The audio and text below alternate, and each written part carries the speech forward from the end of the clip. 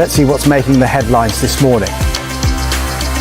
Squeaky gun time is the headline in the Mirror as Arsenal lose to Bournemouth, breathing fresh life into the title race. The Sun also reports on those Arteta comments, plus Tyson Fury calling out Anthony Joshua following his convincing win last night.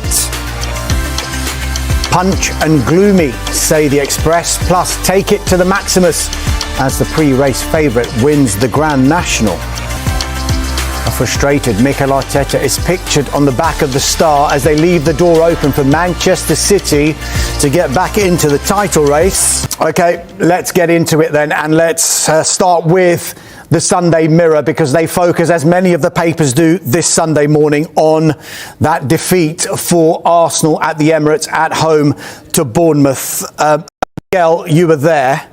How damaging was that defeat for Arsenal, and what was the most worrying aspect, do you think, if you're an Arsenal fan? Well, I think there are many concerning elements. I mean, talk about the most damaging. I think the biggest there actually is that there have been a few occasions in 2026 when Arsenal have had the opportunity to press home an advantage and really put proper daylight as well as pressure on City to respond.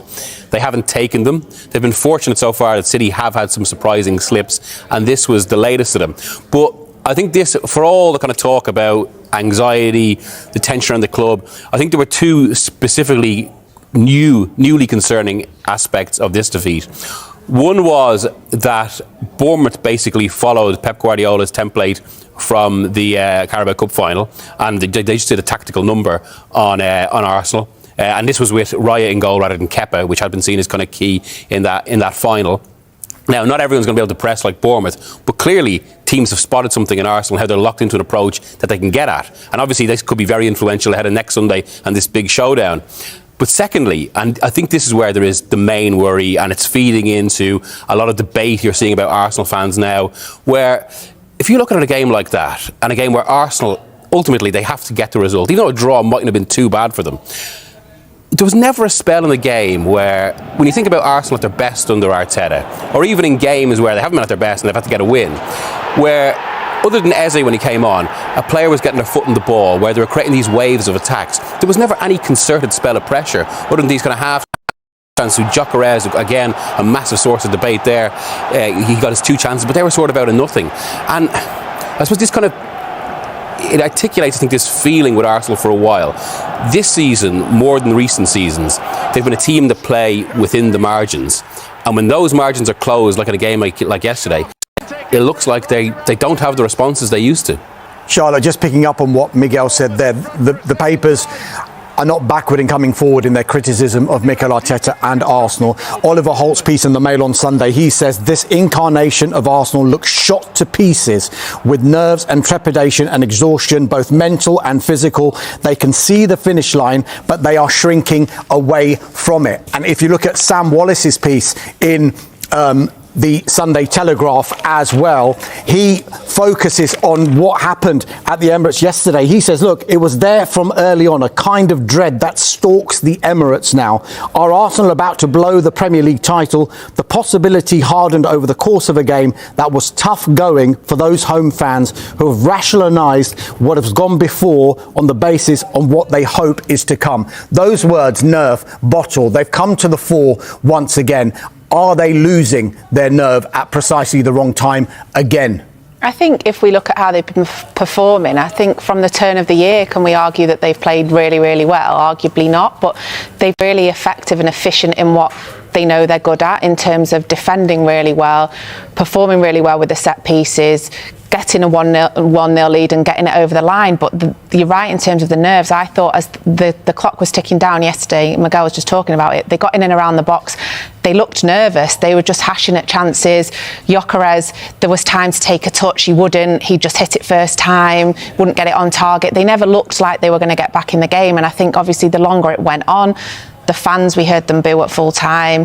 They're nervous. They've seen their team come runner-up too many times. This was supposed to be the time for them. And in an ideal world, but they had such daylight between them and second that this should have been like a pedestrian last few weeks of the season like it was for Liverpool in the last campaign, whereas now they've been dragged into this cat and mouse thing, really worried about what Man City are going to do. They can say we're only focused on ourselves, we're not bothered about City. Of course they're bothered about City. They've obviously got a massive game today, and that showdown next week at the Etihad is going to be absolutely massive. So I think the nerves have definitely crept in, but that's as a result of what has happened in the last 3 seasons, and can they see history repeating itself?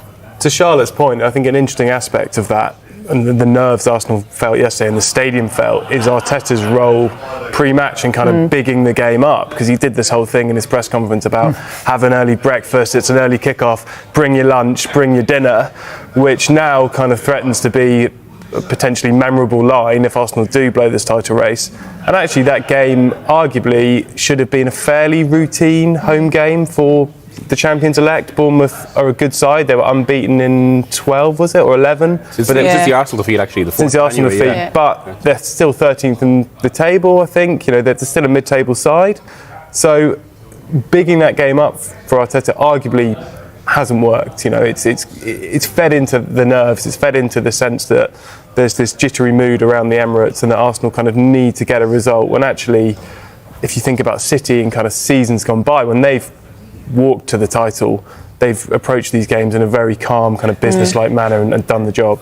It is something that has been picked up by the Sunday Mirror, because their headline is Manic Mix Losing Head. Is that a bit over the top? Because if they had won as people had expected them to, people would have looked at what he did pre-match and said, well, actually, that was a masterstroke. Yeah, I mean, you always work backwards from the result on these things, right? Like if Arsenal had won that game, you'd be saying, oh, you know, fair play to Arteta. He built it up. He played on the significance of the occasion. The fans responded. And I think, you know, from the sounds of it, Miguel was there, I wasn't. The fans were good from the start of the game, and then the nerves kind of crept in based on Arsenal's performance. So it could have gone another way. But I think Arteta is an emotional guy, right? And he plays on the emotion. And he is occasionally a kind of gimmicky manager. You know, he has these plays and they often work really well. And I guess when they don't work, or when, you know, the emotion isn't channeled in a positive way, you know, it can go wrong, and then fingers will be pointed at him.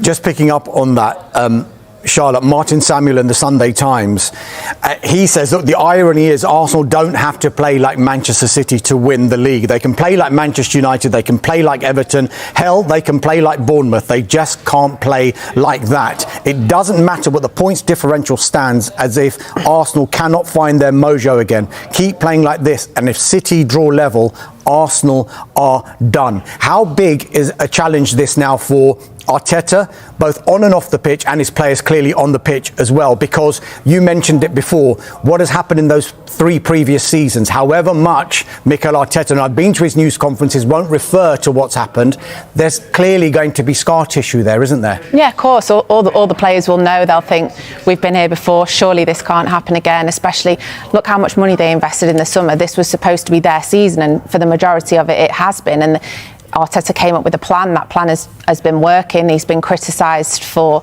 not having this exciting, amazing, beautiful product of football to watch. But I think that's what Martin Samuel's referring to there. Like, don't go out now and start to try and play beautiful football like we've seen Manchester City do in the past, because that's not got you to where you are now. You've got to where you are now by being pragmatic, by being solid at the back, and by being exceptional at set pieces. But if you're getting worked out, you're going to have to find a different way. And I think when you talk about sorting things on the pitch, I think one of the biggest things about yesterday was everyone knew what Bournemouth were going to go there and do yesterday.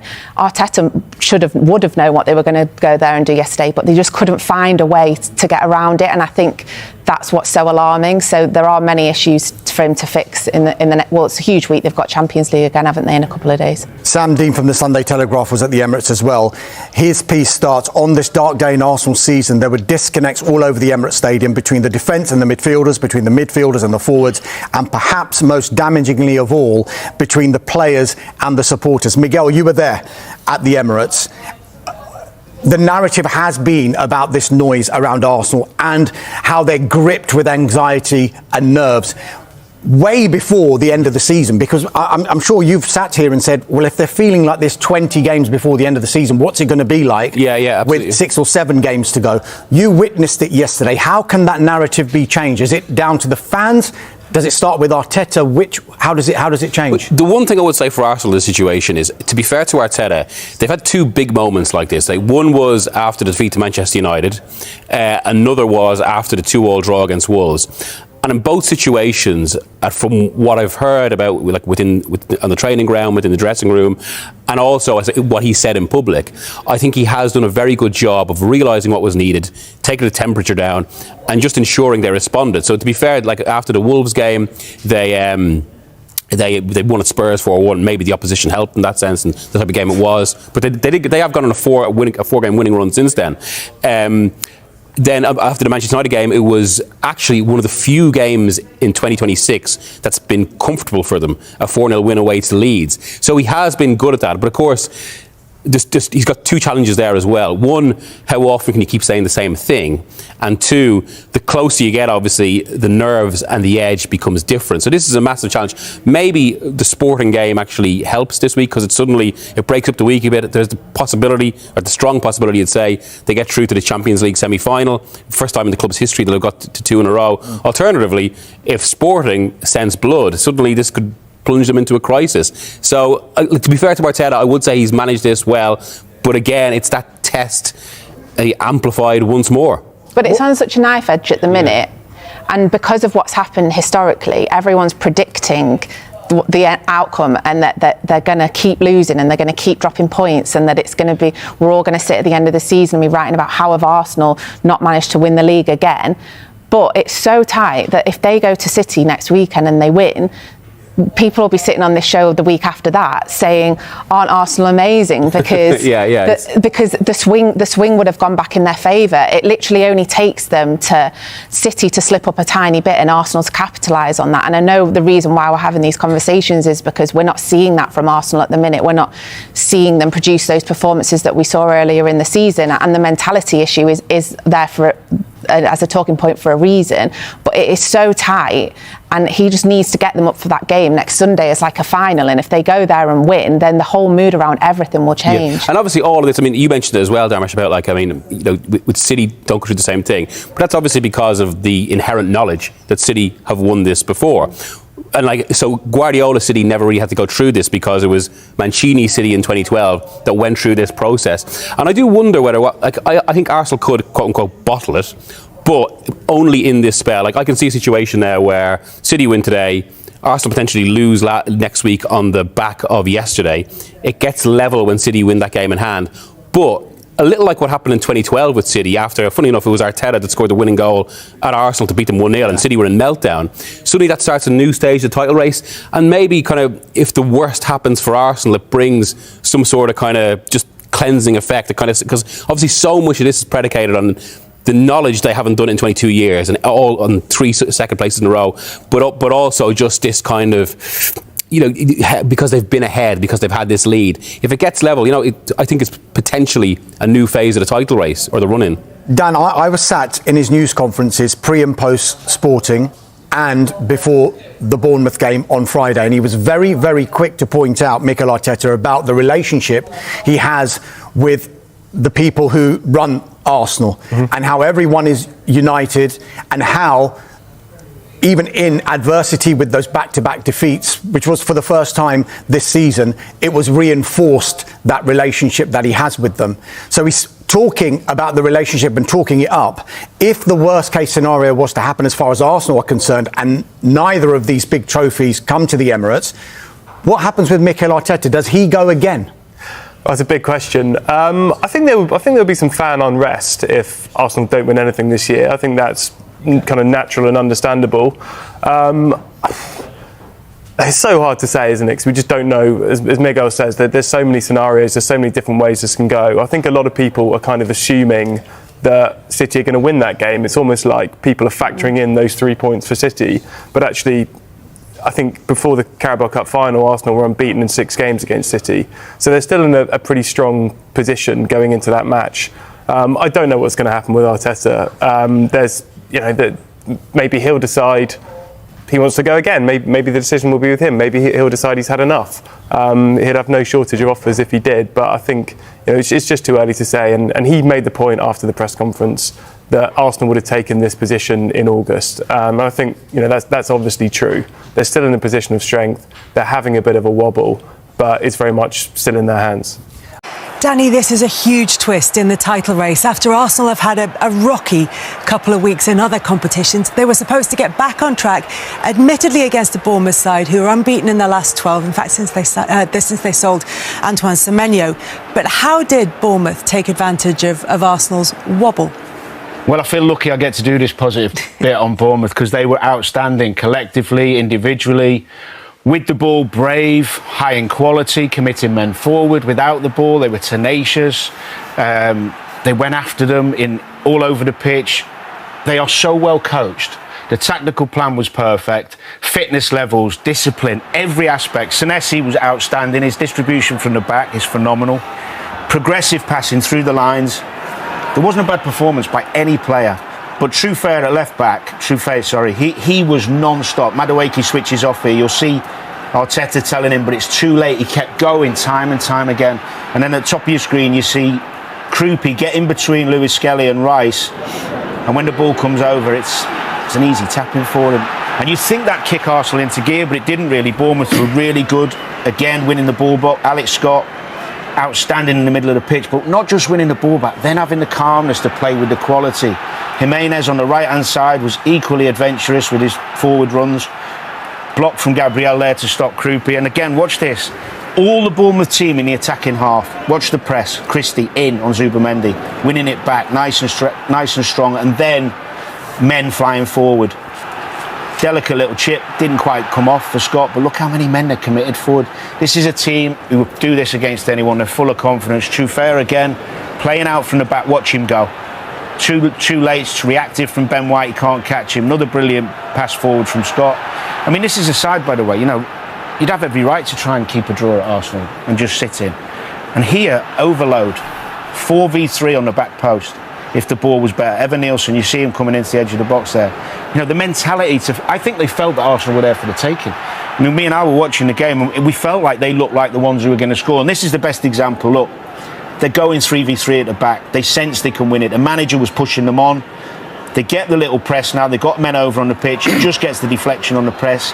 And when Adams knocks it down, it's the composure here from Croupier, first of all, into Brooks. And this little touch from Evan Nielsen. And who's there? Alex Scott, calm, brilliant finish. Probably the best player on the pitch. And you can't say they didn't deserve it. So, although we'll talk about Arsenal, I think Bournemouth deserve a lot of credit because that level of performance is probably as good as I've seen anyone produce at Arsenal this season. And you're right, we do have to talk about Arsenal because Mikel Arteta described it as a punch in the face, this result. But did Arsenal do enough to earn the 3 points, or did they give them away too easily? No, first of all, I've got to say, I agree with Danny how brilliant Bournemouth were and their press. Arsenal just couldn't deal with that today, and they were a much better team. But from an Arsenal point of view, they look weak, they look vulnerable, they look very, very nervous, and too many basic errors, simple passes like that. I mean, that should be an easy pass from any player, let alone a team that are top of the league. Madueke 1v1. You get to the byline, you run the ball out of play. Should be doing a lot better. And as I said, players look very edgy. The fans were very, very nervous. Should be a simple pass from Zubimendi. So you're seeing very, very good players making basic errors. Same thing again. I don't think that's a difficult pass to play that ball in behind for Gyökeres to run onto. And players need to take more responsibility. I know they're under pressure. Madueke 1v1. That ball can be crossed now. Chooses not to, fine. You've still got him 1v1 and you're thinking, okay, by the time you've got 4v3 in there with Arsenal players, that again, it should be a better ball. I said players be brave and not passing the buck. 1v1 Trossard, look at the distance he's got to run at him, to go at him. But his decision is to know I'm going to take my time, pass the ball back, pass the ball sideways, and that summed Arsenal up. Far too many touches on the ball, letting Bournemouth get back and get organised. Look how many touches Trossard has here, look. I mean, 5, 6, 7, and all of a sudden, when they do find that right pass, like there, same thing again, Trossard, watch. Takes an extra touch. Watch Gabriel's reaction in the middle because he takes one touch and another one and runs it out of play. Look, he's screaming to get that ball across, and that sort of summed Arsenal up in that game today, and you can see, I mean, the alarming thing is the open play, the XG 0.18 there, and then shots on target. One of those was a penalty. Arsenal were miles off it today, and it was a very, very nervous performance. And you would be really worried having looked at that today because of what's gone on in the last 3 or 4 weeks with Arsenal. There was no energy. Bournemouth wanted it more than Arsenal, and as I said, that's not a good sign going forward. I don't think it was tiredness either. I think it was nervousness. They ran, but I think their running stats was bigger than Bournemouth. It wasn't the midweek game. Yeah. Hi, Mikel. How would you sum that result? Obviously, a tough one to take. Well, extremely disappointing. It's a big punch on the face. That's what I said to the boys. And now it's about how we react to that. Because the game on is going to require now a big spirit, a lot of fight, and very clear how we're going to approach that. There's no great areas. We are in, we are out, and we need to be very, very, very strong and determined to approach it in a different way that we done today, especially when the game wasn't going our way.